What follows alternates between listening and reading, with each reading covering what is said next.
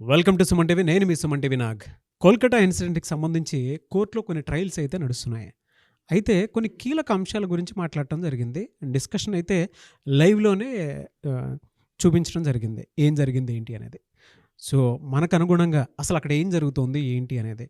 అంటే ఈ అప్డేట్స్‌కి సంబంధించినటువంటి వాటిల్లో నాతో పాటు మన అడ్వకేట్ రవీంద్రనాథ్ గారు ఉన్నారు. సో, కొద్ది రోజుల నుంచి జస్టిస్ కోసం అని చెప్పేసి మేము కూడా వీడియోస్ చేస్తున్నాము. ప్రతి ఒక్క ఆడియన్ ఎంకరేజ్ చేస్తూ కూడా మీ కింద కామెంట్ బాక్స్‌లో మీరు పోస్ట్ చేస్తున్నారు. జస్టిస్ వచ్చేంత వరకు మీరు ప్రయత్నం చేయండి నాగరాజు గారు అండ్ రవీంద్రనాథ్ గారు అని చెప్పేసి స్పెషల్ థ్యాంక్స్ టు యూ. అయితే కోర్టులో కొన్ని ట్రయల్స్ గురించి మాట్లాడుకోవటం జరిగింది. అది ఏంటిది? ఏ విధంగా ఉంది? అండ్ జడ్జిమెంట్ ఎంత త్వరితగతిన వచ్చేటువంటి అవకాశం ఉంది అనేది ఈరోజు మనం ప్రముఖ అడ్వకేట్, హైకోర్టు అడ్వకేట్ మన రవీంద్రనాథ్ గారి మాటలో అడిగి తెలుసుకుందాం. Hello sir.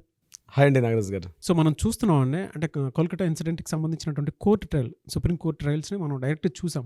అవును. అందులో ఉండేటువంటి కీలక అంశాలు ఏ విధంగా ఉన్నాయి? సిజేఐ అంటారు, అంటే chief justice of India Chandrachud గారి నేతృత్వంలో ఈరోజు హైకోర్టు ట్రయల్ స్టార్ట్ అయ్యండి. మొత్తం ఏదైతే ఇన్సిడెంట్ జరిగిందో ఆగస్ట్ 8వ తారీఖు జరిగిన ఇన్సిడెంట్ సంబంధించి ఇది టోటల్గా 3 పార్ట్స్గా డివైడ్ చేశారు. ఒకటి సిట్ అంటే స్పెషల్ ఇన్వెస్టిగేషన్ టీం ఒకటి నడుస్తుంది, అంటే సాక్ష్యాలని విచారణ వాళ్ళని ఇన్వెస్టిగేషన్ అంతా ఒక పార్ట్ నడుస్తుంది. At the same time CBI enquiry నడుస్తుంది హైకోర్టు గైడెన్స్ ప్రకారం. ఇది కాకుండా సుప్రీంకోర్టు దీన్ని సుమేటోగా తీసుకున్న తర్వాత ఈ మొత్తం వ్యవస్థ అంతటిని కూడా ఏదైతే యాక్టివిటీస్ ఎక్కడెక్కడ జరుగుతున్నాయి వీటన్నిటిని తన కమాండ్ తీసుకొని కంట్రోల్ తీసుకొని సిజిఐ డైరెక్ట్గా ఇన్వాల్వ్ అవడం అనేది రియల్గా అప్రిషియేట్ చేయాలండి. ఎందుకంటే సుప్రీంకోర్టు చీఫ్ జస్టిస్ అన్నది చాలా బిజీ షెడ్యూల్ ఉన్నటువంటి పర్సన్, కానీ ఇది ఒక దేశానికి సంబంధించినటువంటి మెడికో సంబంధించిన విషయం, ఒక లేడీకి సంబంధించిన విషయం, దీన్ని చాలా ప్రెస్టీజియస్గా తీసుకొని ఈ ఇష్యూ మీద ఇమ్మీడియట్గా వాళ్ళు ట్రయల్ స్టార్ట్ చేశారు. నాకు తెలిసినటువంటి ఇంత త్వరితగతిన ఒక ట్రయల్ స్టార్ట్ అవడం చాలా తక్కువ కేసులు జరుగుతాయండి. అది కూడా సుమోటోగా తీసుకోండి చాలా డిలే అవుతుంటుంది కేసెస్. ఏదైతే ఈ ట్రయల్స్ అనేది ఈరోజు మన లైవ్లో ఇచ్చారండి. ఫస్ట్ ఇంపార్టెంట్ ఏంటంటే ప్రతి ఒక్కరికి మన ఆడియన్స్ చెప్పుకోవాల్సింది ఏంటంటే ఇంట్రెస్ట్ ఉన్న వాళ్ళు అది కూడా చూసుకోవచ్చు. అంటే సుప్రీంకోర్టు ట్రయల్స్ అనేది కూడా లైవ్ కామెంట్, అంటే అసెంబ్లీలో ఎలా అయితే ప్రత్యక్ష ప్రసారాలు ఉంటాయో అదేవిధంగా సుప్రీంకోర్టులో ట్రయల్స్ అంటే ముగ్గురు త్రిసభ్య కమిటీ అంటారు, హెడ్ ఆఫ్ ద ఇన్స్టిట్యూషన్ ముగ్గురు కూర్చున్న వాళ్ళు కింద అలా అడ్వకేట్స్ ఎలా దీన్ని ట్రయల్స్ చేస్తారు, ఎలా ఆర్గ్యుమెంట్స్ జరుగుతాయి కూడా మనం చూడవచ్చు. ఈరోజు మార్నింగ్ అరౌండ్ 10:30 నుంచి మధ్యాహ్నం 3:30 వరకు సుప్రీంకోర్టు ధర్మాసనం దీని మీద కూర్చొని చాలా డిఫరెంట్ యాంగిల్స్తో దీన్ని జరిగిందండి. అబ్జర్వ్ చేస్తే మాత్రం ఇంత రెస్పాన్సిబిలిటీ ఉంటుందా జ్యుడిషియరీకి అన్నది రియల్గా న్యాయవ్యవస్థ పెద్దందరూ కూడా నేను ఈ విషయంలో కూడా వాళ్ళందరికీ థ్యాంక్స్ చెప్పుకుంటాను. అయితే దీన్ని మనం వివరించే ప్రయత్నం చేస్తాను నాగరాజు గారు. ఫస్ట్ స్పెషల్ ఇన్వెస్టిగేషన్ టీమ్ వీళ్ళందరికీ కూడా గైడెన్స్ ఉన్నాయి హైకోర్టు నుంచి. సో ఇది ఒక పార్ట్ నడుస్తుంది. At the same time CBI కూడా మనం ఆల్రెడీ సంపత్ నెహ్రా ఆధ్వర్యంలో ఆల్రెడీ సిబిఐ ఎంక్వైరీస్ 30 బృందాలు నడుస్తుంది. లేడీస్ సింగం ఎంటర్ అయింది. లేడీస్ సింగం ఎంటర్ అయింది కరెక్ట్గా. రియల్లీ ఇదంతా ఒక గొప్ప మార్పుగా నాంది తీస్తుందండి. సుప్రీంకోర్టులో జరుగుతున్న ట్రయల్స్ ఎలా ఉన్నాయంటే దీన్ని 2 పార్ట్స్గా మనం విభజించవచ్చు. ఈరోజు జరిగిన మొత్తం ట్రయల్ సెషన్ మొత్తం కూడా ఈ 5 అవర్స్ సెషన్ని మొత్తం దీన్ని 2 పార్ట్స్ కూడా చూడొచ్చు. ఒకటి మమతా బెనర్జీ, తృణమూల కాంగ్రెస్ గవర్నమెంట్లో ఉన్న మమతా బెనర్జీని కాసేపు మాట్లాడారు. సంఘటనలో జరిగేటువంటి సందర్భం దానికి సంబంధించిన కొన్ని టాపిక్స్ మాట్లాడారు. ముఖ్యంగా ఈ 2 టాపిక్స్ని మనం కోయిన్సైడ్ చేసుకుంటే హైలైట్ అయింది ఒకే టాపిక్ మీద మోర్ దెన్ గంట పాటు నడిచిందండి. ఆ క్వశ్చన్ అడుగుతుంటే మన చంద్రచూడ్ గారు ఆ క్వశ్చన్ అడుగుతుంటే ప్రభుత్వం తరపున పబ్లిక్ ప్రాసిక్యూటర్ అంటే కపిల్ సిబ్బల్ ఇచ్చిన ఆన్సర్ ఆ ఇద్దరి మధ్య డిస్కషన్ చూస్తుంటే ప్రభుత్వం తరపున ప్రాపర్ ఆన్సర్ లేక ఆయన తబ్బిబవుతున్నాడు. ఏమిటి ఆ క్వశ్చన్ అంటే ఎఫ్ఐఆర్ గురించి. ఏదైతే సస్పెక్షన్ జరిగిందో ఆ ఇన్సిడెంట్ పార్ట్ జరిగిందో మధ్యాహ్నం 3:30-4 o'clockకి హ్యాండ్ ఓవర్ చేశారు బాడీని. బట్ ఎఫ్ఐఆర్ ఎప్పుడు వేశారు అన్న క్వశ్చన్ అడుగుతుంటే midnight 11:45కి ఫస్ట్ ఇన్ఫర్మేషన్ రిపోర్ట్ తలా పోలీస్ స్టేషన్లో అది రిపోర్ట్ అయింది. సో ఆల్రెడీ ఒక మర్డర్ జరిగింది, రేప్ అండ్ అదే బ్రుటాలిటీ జరిగింది. అది దీనిని అప్ టు 11:45 వరకు midnight వరకు ఎందుకు ఎఫ్ఐఆర్ చేయలేదని సూటిగా అడుగుతుంటే ఆన్సర్ చెప్పడానికి కపిల్ సిబ్బల్ ఉబ్బి కొడుతున్నాడు, కానీ ప్రాపర్ ఆన్సర్ ఇవ్వలేకపోతున్నాడు. ఆయన మిస్గైడ్ చేస్తుంటూ కూడా ఆయన అదే పాయింట్ మీద కూర్చున్నారు. ఎందుకు అట్లా దాన్ని కంటిన్యూషన్ కావట్లేదు, మీరు అంత లేట్ ఎందుకు చేశారు అన్న దాన్ని చెప్తున్నారు. కానీ మెయిన్ ఏదైతే ధర్మాసనం మాత్రం ఆయన ఇచ్చినటువంటి ఆన్సర్ని ప్రాపర్గా తీసుకున్నట్టుగా సందర్భం లేదు. నెంబర్ 2 సెకండ్ పాయింట్ ఏంటంటే 70 మంది ఆగస్టు 13వ తారీఖు నుండి మోర్ దెన్ 70 to 80 మెంబర్స్ ఒక వ్యాండలిజం అంటే ఒక దుర్మార్గంగా ప్రభుత్వం యొక్క ఆస్తుల్ని అక్కడ డిమాలిష్ చేయడం, అంటే ఈ హాస్పిటల్ మీద అటాక్ చేసి విధ్వంసం సృష్టించారు. ఏ విధ్వంసం అంటే సాక్ష్యాలను రూపుమాపే ప్రయత్నం చేశారు. అయితే అక్కడ ఏం క్వశ్చన్ అడిగారంటే, ఇంత విధ్వంస ప్రణాళిక జరుగుతునేటప్పుడు లోకల్ ఇంటెలిజెన్సీ మీకు ఏం ఫెయిల్ అయింది అంటే, ప్రభుత్వానికి యంత్రాంగానికి ఇంటెలిజెన్స్ వ్యవస్థ ఉంటుంది. ఇంటెలిజెన్స్ వ్యవస్థ మీది ఎక్కడుంది అంటే, మీకు తెలియకుండా ఉందా? అంత వేల మంది గ్యాదర్ అవుతున్నప్పుడు ఇంటెలిజెన్స్ రిపోర్ట్ ఎందుకు ఫెయిల్ అయింది, మీరు ఎందుకు చెప్పలేకపోతున్నారు అంటే, ఎందుకు మీరు వాంటెడ్లీ మీరు చేశారా, లేకపోతే చేసిందని మీరు ప్రోత్సహించారా అంటే, సాక్ష్యాలను ఎవరిని మీరు అక్కడ సైడ్ చేయడానికి అక్కడ మీరు దీన్ని ఎంకరేజ్ చేశారనే విషయాన్ని అడిగినప్పుడు కూడా దీనికి కూడా ప్రభుత్వం తరపున ఉన్నటువంటి న్యాయవాది కూడా సరైన ఆన్సర్ చెప్పలేకపోయారు. మూడోది ఏంటంటే, ఎవరైతే ప్రొటెస్ట్ చేస్తున్నారో కొన్ని వందల వేల మంది, ముఖ్యంగా నాగరాజు గారు 7,000 మంది మహిళా డాక్టర్లు ఈ విషయంలో పార్టిసిపేట్ చేశారు కలకత్తాలో. వాళ్ళ కాలేజీలని అందరిని విడిచిపెట్టుకొని 7,000 మంది రోడ్ల మీదకి వచ్చి క్యాండిల్ లైట్స్ వెలిగిస్తూ ప్లకార్డ్స్ షో చేస్తూ కొన్ని 7,000 మంది పైగా ఈ ఎంటైర్ కార్యక్రమాన్ని ధర్నాన్ని చేశారు వాళ్ళు. అయితే గవర్నమెంట్ ఏం చేసిందంటే, దమననీతి అంటారు చూసారా, ఒకేసారి 7,000 మందిని లాఠీ చార్జ్ చేయడం, వీలైతే బుల్లెట్స్ అంటే దాని అంటే రబ్బర్ బుల్లెట్స్ ప్రయోగించి దాన్ని మొత్తాన్ని అణచివేసే ప్రయత్నం చేస్తే హైకోర్టు ఆర్డర్స్ ఇచ్చారు.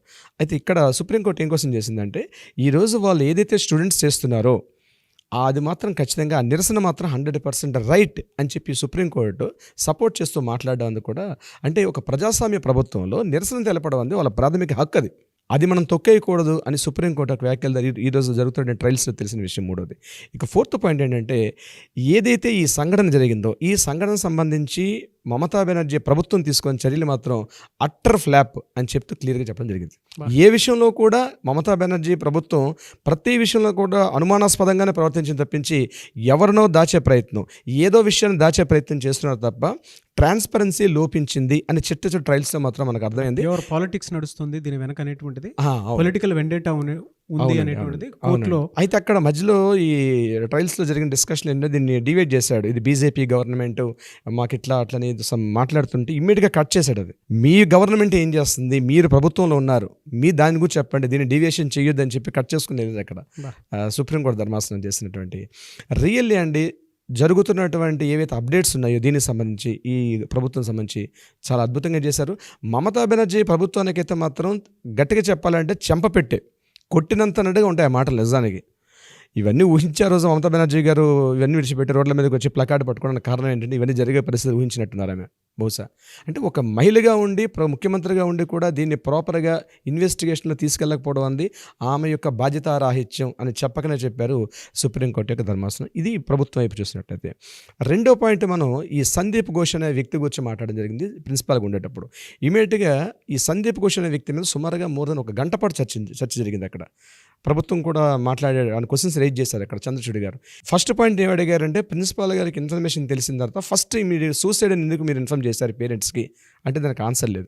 నెంబర్ 2, ఏదైతే సాక్ష్యాలు అక్కడ ఏర్పాటు చేశారంటే ఉన్నటువంటి సంఘటనా స్థలం ఏదో జరిగిందో ఆ సంఘటనా స్థలాన్ని సాక్ష్యాలని పూర్తిగా డిమాలిష్ చేయడం అంటే ఏంటి, ఎవరైతే కల్ప్రిట్స్ అందులో పార్టిసిపేట్ చేశారో వాళ్ళు హ్యాండ్ వాష్ చేసుకున్నారు. పక్కనే ఆ టాయిలెట్ రూమ్ ఉంది, ఆ 4th ఫ్లోర్లో ఆడిటోరియం పక్కన 4th ఫ్లోర్ పక్కన టాయిలెట్ ఉంది, టాయిలెట్ రూమ్ అటాచ్డ్ ఒక వాష్రూమ్ ఉంది, అక్కడ అందరూ హ్యాండ్ వాష్ చేసుకున్నట్టుగా చెప్పడం జరిగింది. ఇదో కొంతమంది ఎవిడెన్సెస్. ఎక్కడైతే ఆ చారికలు అంటే రక్తపు డాట్స్ అన్నీ ఉంటాయని కంప్లీట్గా వాళ్ళని డిమాలిష్ చేశారు. డిమాలిష్ చేసి ఏం చేశారు, సో రెనోవేషన్ కార్యక్రమంలో ఇంకొక వాళ్ళని కన్స్ట్రక్షన్ చేస్తున్నారని చెప్పడం జరిగింది. ఆల్రెడీ ఒక సంఘటన జరిగినప్పుడు ఒక మెడికల్ కాలేజ్ ప్రిన్సిపల్గా ఉంటూ ఆ మెడికల్ కాలేజ్లో మెడికో లీగల్ కేసెస్ ఉంటాయి. ఇంత హయ్యర్ పోస్టులో ఉండి కూడా దాన్ని ఇమీడియట్గా దాన్ని సెక్యూరిటీ చేయకుండా రెనోవేషన్ ఎందుకు చేశావు అన్న విషయాన్ని సుప్రీంకోర్టు కూడా అడగడం జరిగింది. దీనికి కూడా ప్రాపర్ ఆన్సర్ చెప్పలేకపోయారు మన ప్రభుత్వం తరపున న్యాయవాది. ఇదంతటి కాకుండా ఇతని మీద ఇన్ని రకాల ఆబ్లిగేషన్స్ ఉండేటప్పుడు ఇంత ఇమీడియట్గా ఓవర్ నైట్ ఎందుకు అతను రిజైన్ చేశాడు. ముందు ఏంటంటే సందీప్ ఘోష్ని ఇక్కడ ఇష్యూ జరిగింది, you are the head of the institution ఉండేటప్పుడు రెస్పాండ్ అవ్వాలి.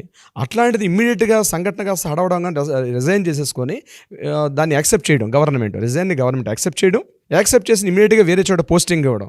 ఈ విషయంలో ఇంత తొందరపాటుగా ఎందుకు జరిగాయని చెప్పి సుప్రీంకోర్టు అడిగితే కూడా దీనికి ఆన్సర్ చెప్పలేకపోతున్నారు దీనికి సంబంధించి. సో ఏదైతే మనం పబ్లిక్ ఏదైతే మనం అందరిలో మనం దీని గురించి ఏదైతే ఆలోచిస్తున్నామో ఇదే క్వశ్చన్స్ని సుప్రీంకోర్టు హెడ్ ఆఫ్ ద ధర్మాసనం కూడా అదే క్వశ్చన్స్ రైజ్ చేశారు. But end of the day ఏంటంటే ఈరోజు ట్రయల్స్ మాత్రం చాలా అద్భుతంగా జరిగాయి. ఫస్ట్ టైం కదా సార్, అంటే అంత త్వరితగతిన జడ్జిమెంట్ రావాలి అనుకుని ఈవెన్ సుప్రీంకోర్టు కూడా సుమోటోగా తీసుకొని చర్చ జరపడం అనేది ఈ 130 కోట్ల మంది ప్రజలందరూ కూడా హర్షించాల్సిన విషయం అండి. ఎప్పుడైతే మనకి ముందు మనకు తెలుసు కదండి, అడ్మినిస్ట్రేషన్ డిపార్ట్మెంట్ ఉంటుంది, మన శాసనశాఖలు ఉంటాయి, at the same time administration ఉంటుంది, మూడో జ్యుడిషియరీ. ఎప్పుడైతే శాసనాలు చేసే వాళ్ళు ప్రాపర్గా లేకపోతే ఆటోమేటిక్గా జ్యుడిషియరీ వింగ్ అనేది ఆటోమేటిక్గా ఓవర్కమ్ అవుద్దండి. అంటే మన రాజ్యాంగం యొక్క నిర్మాణం ఇది. 3 శాఖలు ఉంటాయి. ఒకటి ఏంటంటే ఫస్ట్ శాసనాలు చేస్తారు. శాసనాలు చేసే వాళ్ళని అడ్మినిస్ట్రేషన్ డిపార్ట్మెంట్, వాటిని అడ్మినిస్ట్రేషన్ అమలు చేస్తారు. ఈ రెండింటిని చేసే ప్రక్రియలో ఎక్కడైనా తేడా ఉంటే దాన్ని ప్రొటెక్ట్ చేసే విధంగా జ్యుడిషియరీ డిపార్ట్మెంట్ ఉంటుంది. ఎప్పుడైతే శాసనాలు చేసే వాళ్ళు తప్పులు చేస్తారో బై డిఫాల్ట్ జ్యుడిషియరీ వింగ్ అనేది ఆటోమేటిక్గా ఫోర్స్లోకి వచ్చేస్తుంది. ఇది బై ఇట్ సెల్ఫ్ మన కాన్స్టిట్యూషనల్ డిజైన్ చేసిన ప్రక్రియలు ఉంటుంది. ఈరోజు ఆ పాత్ర తీసుకుంది ఇక్కడ. జ్యుడిషియరీ వ్యవస్థ అన్నది ఈరోజు మెయిన్ స్ట్రీమ్ లైన్ అవ్వడం చాలా అద్భుతమైన విషయం. అది ఖచ్చితంగా బాధితురాలకైతే ఈ విషయంలో న్యాయం జరుగుతుంది. ఈరోజు జరిగిన ట్రయల్స్ మాత్రం చాలా ఆశావహంగా ఉన్నాయి. ఇంకొకటి ఏంటంటే ముఖ్యంగా స్టూడెంట్స్కి వాళ్ళు అప్పీల్ చేసుకుంది ఏంటంటే సుప్రీంకోర్టు వాళ్ళు ఏదైతే నిరసన తెలుపుతున్నారో ఇది నిజంగా వాళ్ళ ఆవేశం ఉన్నది కరెక్టే. మెడికల్ లీగల్ చట్టాలు ఉన్నాయి. అంటే మెడికల్ కాలేజెస్కి, మెడికల్ ఇన్స్టిట్యూషన్స్కి, వీటికి హాస్పిటల్స్, వీటికి కొన్ని చట్టాలు ఉన్నాయి, ఆల్రెడీ ఎగ్జిస్టింగ్ చట్టాలు. ఆ చట్టాలను ఇంప్రాపర్ వేలో, అంటే ఇప్పుడు ఉదాహరణకి ఇప్పుడు ఈ విక్టిమ్ ఎవరైతే ఉన్నారో 36 అవర్స్ పాటు డ్యూటీ చేస్తుంది. 36 గంటల పాటు డ్యూటీ వేయడం అనేది అది ఇంపాసిబుల్ అండి. ఇది ఎవరూ చేయలేం మనం. మ్యాక్సిమం 10 అవర్స్ 12, ఈవెన్ దో ఒక భవన కార్మికుడు కూలీ చేసిన, హమాలి చేసిన 8 అవర్స్ చేస్తాడు, 12 అవర్స్ చేస్తాడు. కానీ 36 గంటల పాటు ఏకదాటిగా ఒకే ఇన్స్టిట్యూషన్లో డ్యూటీ వేయడం అంటే ఏ రకంగా జరుగుతుంది అనేది మనకు అర్థమవుతుంది. దీన్ని తప్పు పట్టింది సుప్రీంకోర్టు. అంటే ఈ ఏవైతే డిస్కషన్ జరుగుతున్నాయో డెఫినెట్గా విత్ ఇన్ కపుల్ ఆఫ్ ఇయర్స్లో మన దేశంలో ఈ వైద్య వృత్తిని ఎవరైతే అభ్యసిస్తున్నారో విద్యార్థులకైతేనేమి, అదేవిధంగా ఎవరైతే ఈ వైద్య సంస్థల్లో ఉన్నటువంటి గవర్నమెంట్ డాక్టర్స్ కానివ్వండి, ఈ హాస్పిటల్స్, ఈ వ్యవస్థ అంతటా కూడా ప్రాపర్ గైడ్లైన్స్ అయితే వస్తుంది. దాన్ని ఇంప్లిమెంటేషన్ చేసే పరిస్థితి వస్తుంది. ఎప్పుడో 1800లో ఈ లేబర్ యాక్ట్ లేకపోవడం వల్ల విశేషంగా అంటే ఇష్టానుసారంగా లేబర్స్ని వాడుకున్నారు. కానీ ఈరోజు డాక్టర్స్ అనేవాళ్ళు లేబర్స్ కన్నా అధ్వాన్నంగా మెడికల్ కాలేజీలో అయితేనేమి, హాస్పిటల్స్లో అయితేనేమి, ప్రతి చోట కూడా లేబర్ కన్నా అధ్వానంగా టైమింగ్స్లో వర్క్ చేస్తున్నారు. సో దానికి ఈరోజు కొంత నాందివాచకం పలికిందని చెప్పుకోవచ్చు. ఒక ముందడుగు పడిగింది. దీన్ని ఖచ్చితంగా మార్పు అనేది వస్తుంది. ఈరోజు సుప్రీంకోర్టు ట్రయల్స్లో మనకు అది మేము ఎక్స్పెక్ట్ చేస్తున్నాం. యాజ్ ఏ లాయర్గా నాకు అనిపిస్తుంది అంటే ఒక కొత్త మార్పు వచ్చే అవకాశం ఉంది.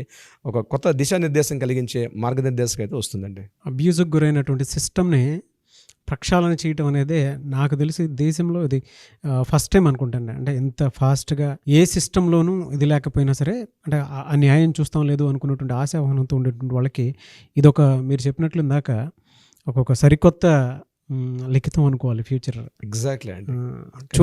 చూద్దాం ఏదైనా ఈ ప్రక్షాళన నుంచే అన్ని మంచి జరగాలని కోరుకుందాం. Thank you so much sir. Thank you అండి నాగరాజ్ గారు. థ్యాంక్ యూ సో మచ్ అండి.